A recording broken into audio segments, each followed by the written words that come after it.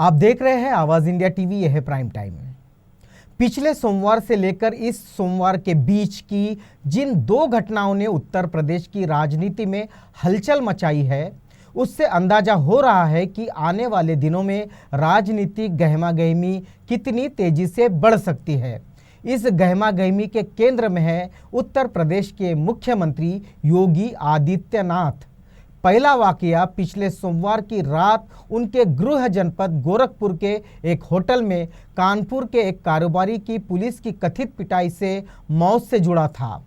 रामगढ़ ताल थाने के प्रभारी, गोरखपुर के पुलिस अधीक्षक और जिलाधिकारी की भूमिका पर सवालिया निशान भी लगे। ऐसी पृष्ठभूमि के बीच योगी आदित्यनाथ 2 दिन की यात्रा पर गोरखपुर पहुंचे थे। कानपुर के व्यापारी की मौत के बाद की स्थितियों को उन्होंने बड़ी तेजी से संभाला था, लेकिन व्यापारी की पत्नी को सरकारी नौकरी और 40 लाख रुपए की मदद की घोषणा करके विपक्ष को इसे मुद्दा नहीं बनने दिया। हालांकि जिले के पुलिस अधीक्षक और जिलाधिकारी का समझौता करने की कोशिश वाला वीडियो वायरल होने के वजह से उम्मीद की जा रही थी कि इन अधिकारियों पर भी कार्रवाई होगी, लेकिन वह नहीं हुआ।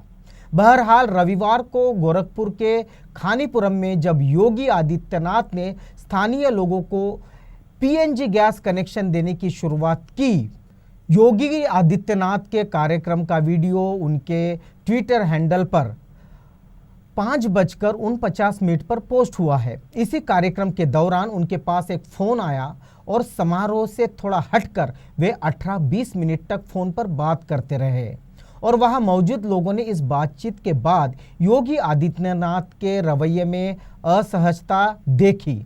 संभवतः इस फोन से योगी आदित्यनाथ को लखीमपुर खीरी में हुई हिंसक झड़प की पूरी तस्वीर का पता चला, क्योंकि इसके बाद उनके अंदाज में अचानक कठोरता दिखने लग गई।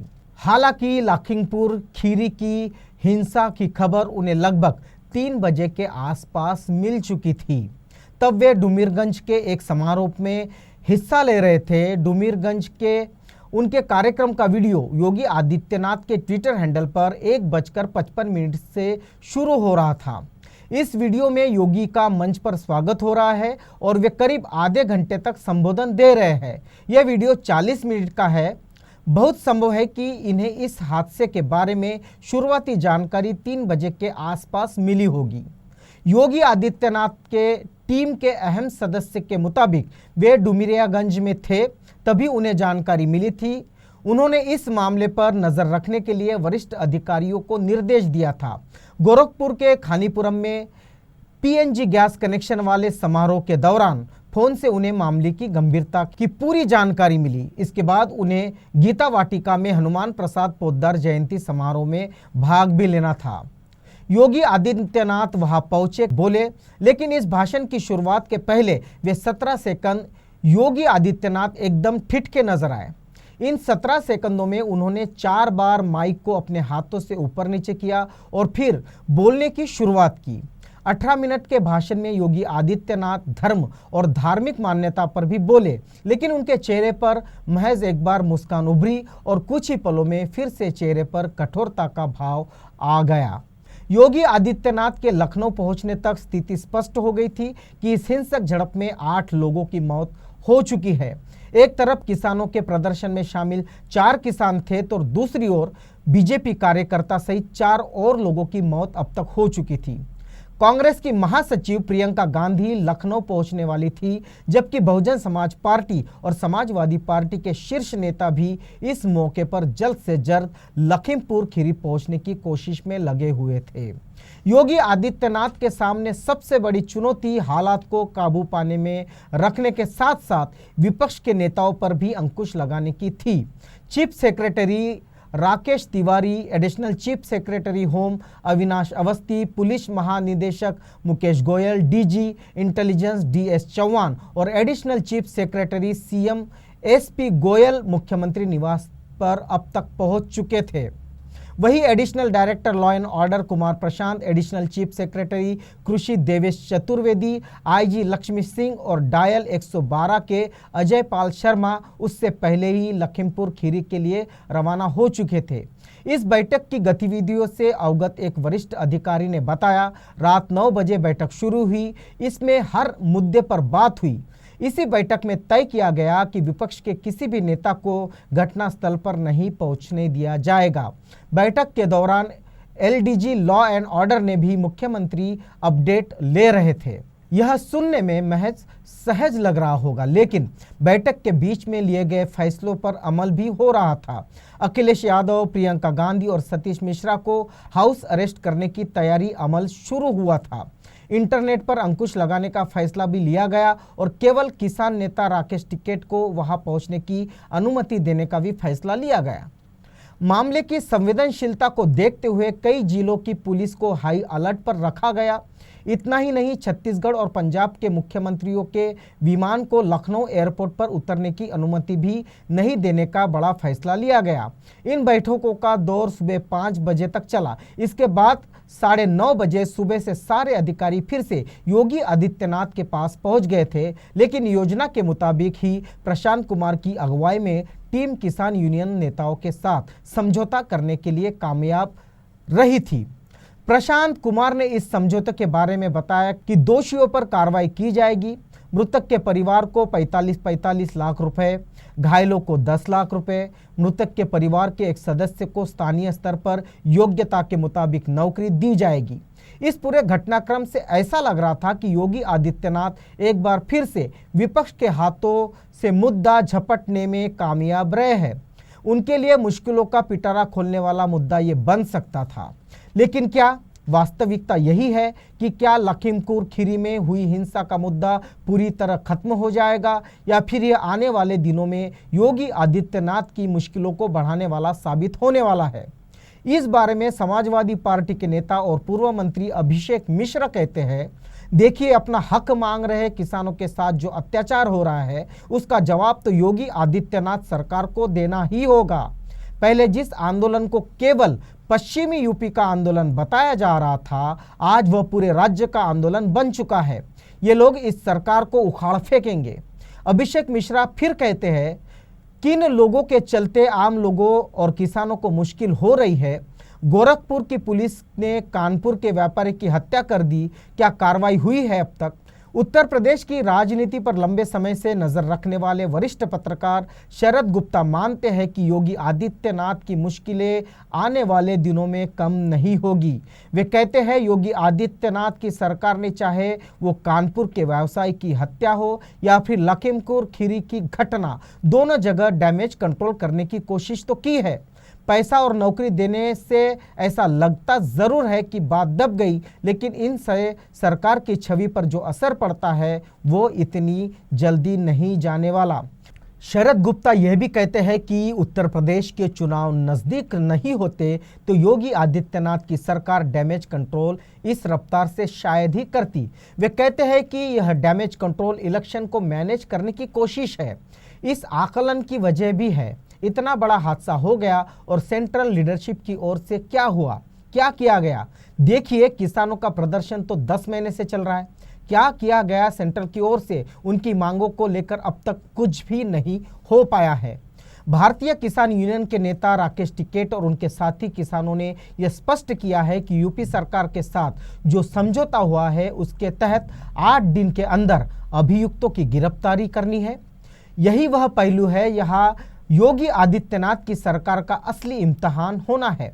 सरकार के सामने अपनी ही पार्टी के सांसद और केंद्र में अमित शाह के गृह मंत्रालय के जूनियर मंत्री अजय मिश्र टेनी और उनके बेटे आशीष मिश्र पर कार्रवाई करने का दबाव बन रहा है। बहुजन समाज पार्टी की सुप्रीमो बहन मायावती ने इस मामले पर आशंका देखते हुए एक ट्वीट किया है। दुखद, खीरी कांड में भाजपा के 2 मंत्रियों की संलिप्तता के कारण इस घटना की सही सरकारी जांच व पीड़ितों के साथ न्याय तथा दोषियों को सख्त सजा संभव नहीं लगती है। शरद गुप्ता भी कहते हैं कि जांच समिति का गठन ही इसलिए किया जाता है। जांच समिति जांच करेगी, फिर अपनी रिपोर्ट देगी और उसके बाद उसकी जो भी अनुशंसा हो वह करने की बारी आएगी।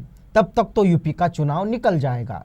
वहीं दूसरी ओर भारतीय जनता पार्टी के प्रदेश प्रवक्ता आनंद दुबे कहते हैं कि देखिए, पूरा मामला ऐसा है कि इसमें कुछ भी प्रथम दृष्टया नहीं कहा जा सकता, इसलिए न्यायिक जांच जरूरी है और हमारी सरकार पारदर्शी जांच में भरोसा रखती है।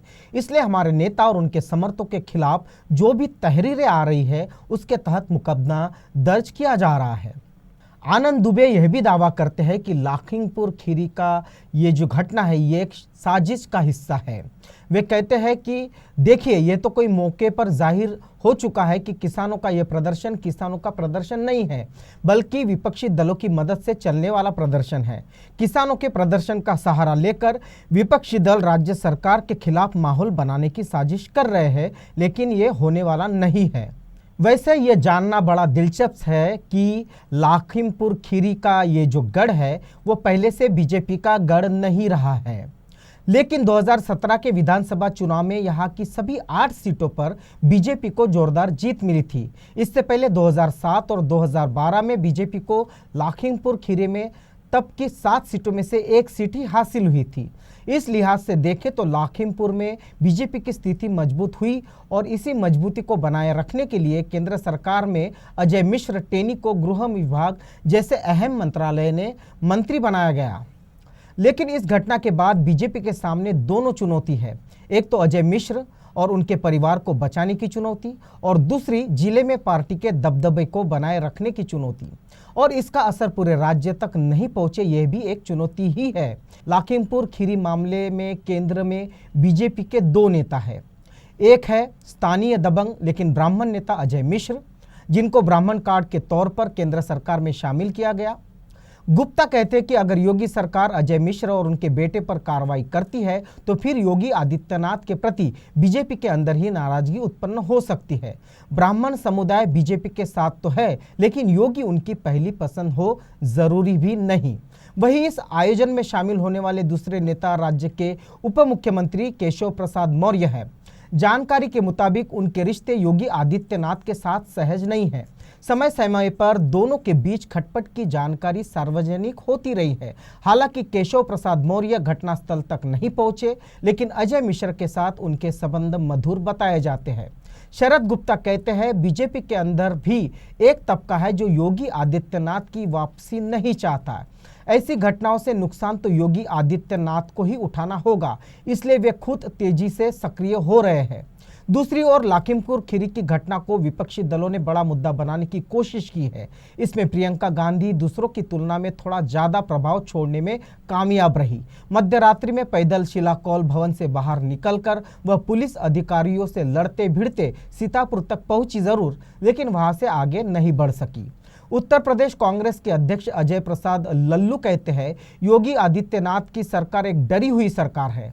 यह हमारी नेता प्रियंका जी से इतना डर गई है कि उन्हें 24 घंटे से ज्यादा समय से कैद करके रखा है। उनकी गिरफ्तारी किस धारा के तहत की गई ये बताने वाला कोई नहीं है, लेकिन जनता सब देख रही है। वही समाजवादी पार्टी के नेता अखिलेश यादव अपने घर के बाहर धरने पर बैठे और पुलिस ने वही उनको अरेस्ट कर लिया, जिस पर वो कहते हैं ये गिरफ्तारी नहीं है, ये तो जंग हमारी है।